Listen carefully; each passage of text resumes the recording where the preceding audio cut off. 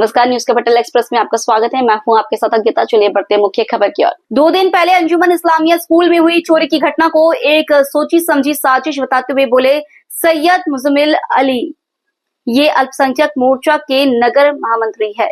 मेरे खिलाफ अंजुमन इस्लामिया वक्फ के अध्यक्ष अन्नू अनवर के द्वारा झूठी चोरी की एफआईआर दर्ज कराई गई है, जिसको लेकर बिना जांच किए जाना प्रभारी लाडगंज के द्वारा मेरे ऊपर झूठी एफआईआर दर्ज की गई है।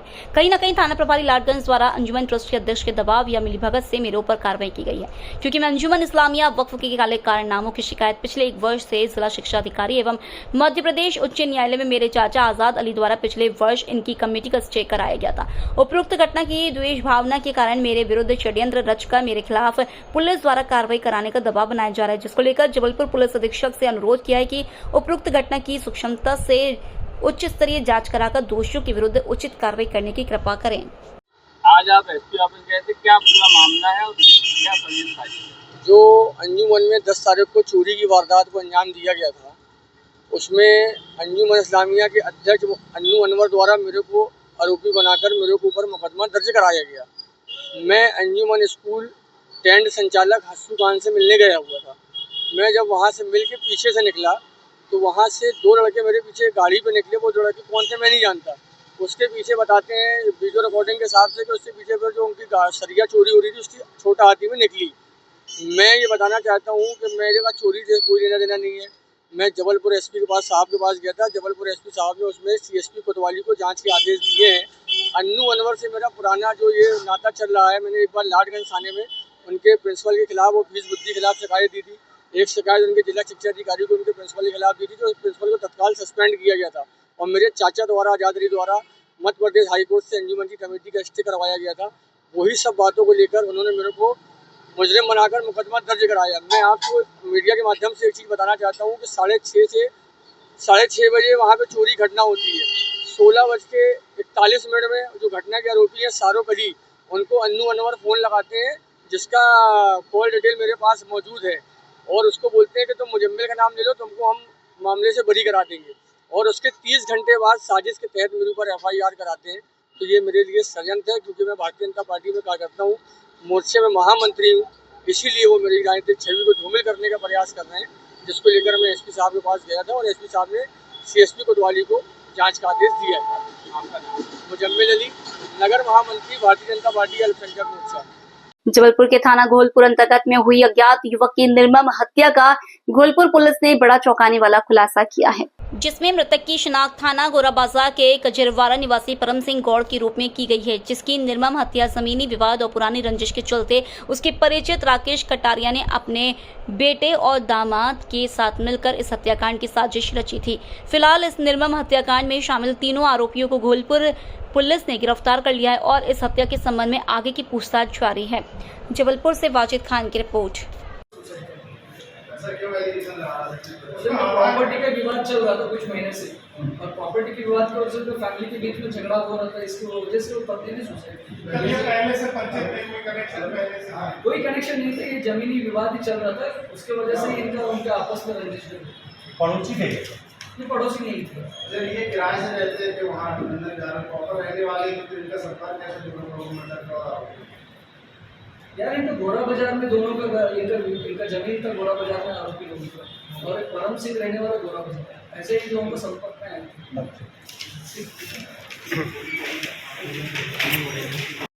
सुसाइड की वजह से उनकी पत्नी की भी डेथ हुई, और इसके वजह से ये राकेश कटारिया और इनका मृतक परम चलता रहा था। और इसी हमको एक पहला लीड मिला, और उसके किस बिल्डिंग के टेरेस से उन्होंने फेंका गया था, उसी बिल्डिंग की ग्राउंड फ्लोर में ये रह रहे थे। पूछताछ के दौरान सोहेल मतलब राकेश सिंह कटारिया का लड़का है, पूरा वो सच बताते हुए पूरा घटना का हमने डिटेल कर रहे थे कैसे। 30 साल का है। ये तीनों लोग मिलके ये परम सिंह को रेलवे स्टेशन से लेके आए थे। हम तीनों लोग मिलकर तुमसे बात करना है ये ज़मीन के संबंधी, चलो वो हमारे घर चलते हुए करके, और तीनों लोगों ने इनको स्टार्टिंग में बातचीत करते रहते। उसके बाद इन्होंने तीनों लोगों ने मिलकर परम। जबलपुर मध्य प्रदेश के उप मुख्यमंत्री जगदीश देवड़ा का जबलपुर प्रवास के दौरान 3 दिनों के लिए जबलपुर प्रवास पर पहुंचे, जिसमें वह कई कार्यक्रमों में शामिल हुए, जिसको लेकर 15 मई दिन गुरुवार को सुबह 11 बजे जबलपुर कलेक्ट्रेट कार्यालय राजस्व अभिलेखागार का निरीक्षण करने पश्चात उप मुख्यमंत्री जगदीश देवड़ा कलेक्ट्रेट कार्यालय में समस्त अधिकारी कर्मचारियों की जिला योजना समिति की बैठक में शामिल होकर विशेष दिशा निर्देश दिए। जबलपुर से वाजिद खान की रिपोर्ट।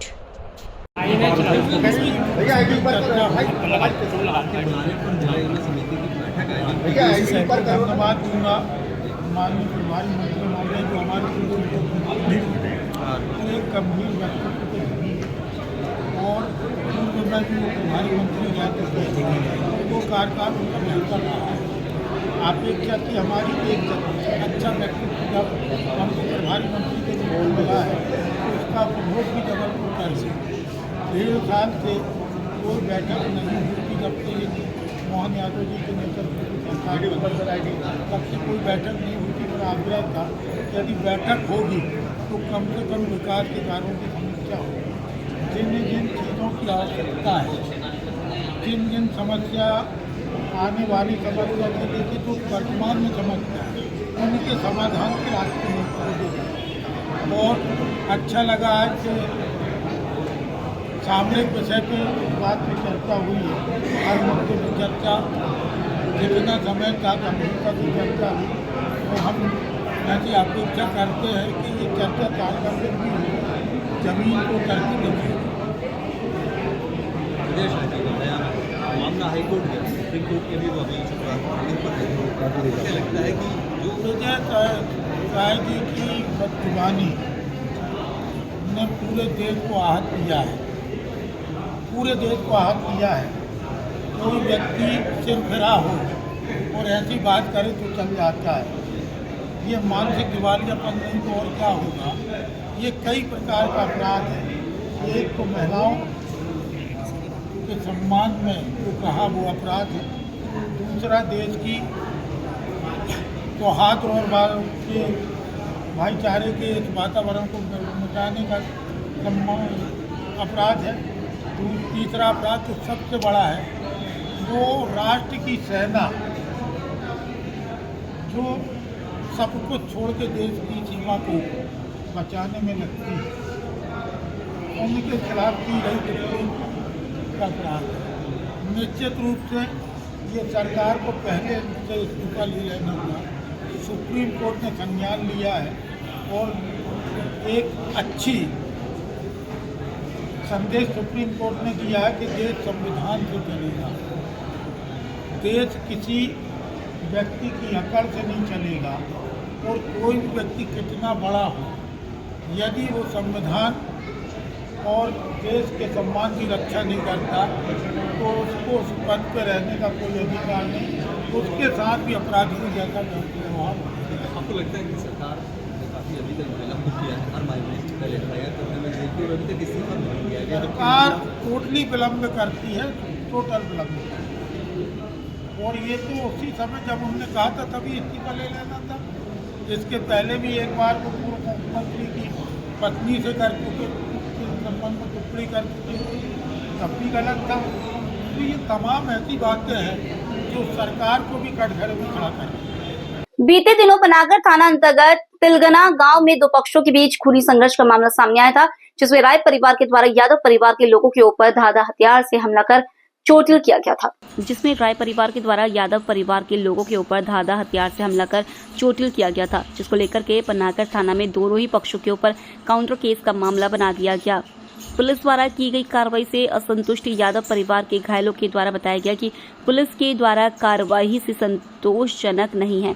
यह घटना खेत में गलत नियत से राय परिवार के सदस्यों के द्वारा लगाई गई थी, जिससे हमारे घर एवं परिवार में बड़ी क्षति हो सकती थी, जिसका विरोध करने पर राय परिवार के माता पिता एवं उनके बेटे के द्वारा हम तीनों भाइयों को धारदार हथियार से हमला कर दिया, जिसको लेकर के घर घायलों को तुरंत ही निजी चिकित्सालय में उपचार हेतु भर्ती कराया गया। वहीं यादव परिवार से घायलों का कहना है कि हमें पनागर पुलिस की कार्रवाई पर संदेह, हम उचित कार्रवाई चाहिए।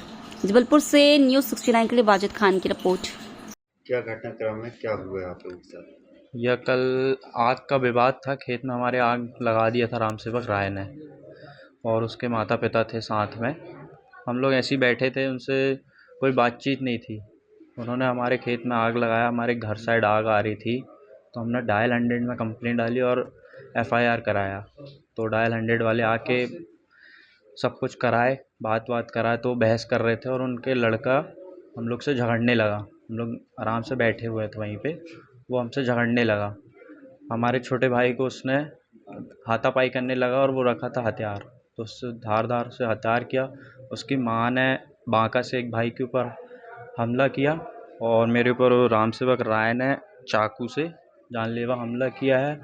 और उसका जो पिता थे उन्होंने सीधे बल्लम मार दी मेरे एक छोटे भाई को, जो उसके पेट पे लगी, काफ़ी गहरा घाव है, सीरियस है। कितने लोगों को चोटें आई? यहाँ हम लोग से 3 लोग थे, उनको तीनों को गंभीर चोटें आई, जो 2 ICU में हैं। ये तीनों लोगों का नाम क्या है?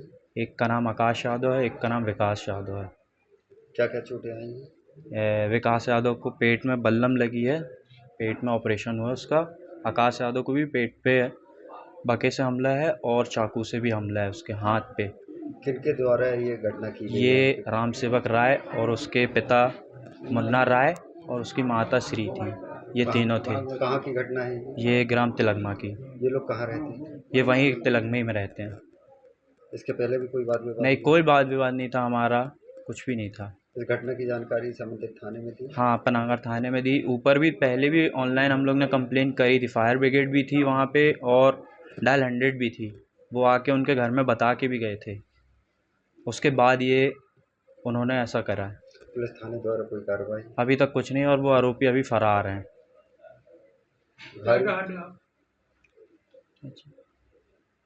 घायलों को कहाँ भर्ती कराया गया? घायल अभी हॉस्पिटल में भर्ती हैं, नेशनल हॉस्पिटल में, बस इसका इलाज चल रहा है। अपना मेरा नाम शुभम यादव।